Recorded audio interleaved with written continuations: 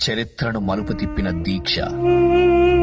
కేసీఆర్ సచ్చుడో తెలంగాణ వచ్చుడో అని పిలుపునిచ్చి తన జాతి విముక్తి కోసం చావునోట్లో తలబెట్టిన సాహసికుడు కేసీఆర్.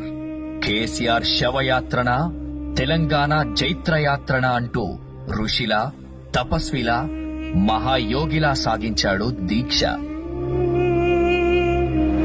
కేసీఆర్ ఆమరణ దీక్ష ఊర్లను ఉరకలెత్తించింది, పట్టణాలను పరవళ్లు తొక్కించింది, యూనివర్సిటీ ప్రాంగణాలను ఉర్రూతలూగించింది, గుడిని, బడిని, మడిని జై తెలంగాణ నినాదంతో ఏకం చేసింది.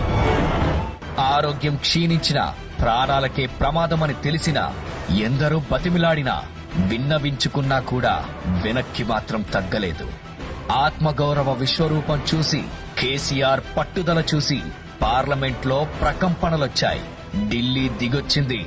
తెలంగాణకు అర్ధరాత్రి స్వాతంత్రం వచ్చింది. బక్కపలచని మనిషి ఉక్కు సంకల్పంతో గమ్యాన్ని ముద్దాడిండు. తెలంగాణ రాష్ట్ర ఏర్పాటు ప్రకటనొచ్చింది. తెలంగాణ స్వప్నం కాదు, సత్యమని రుజువైంది. తెలంగాణకు అప్పుడైనా, ఇప్పుడైనా, ఎప్పుడైనా స్వీయ రాజకీయ అస్తిత్వమే శ్రీరామ రక్ష.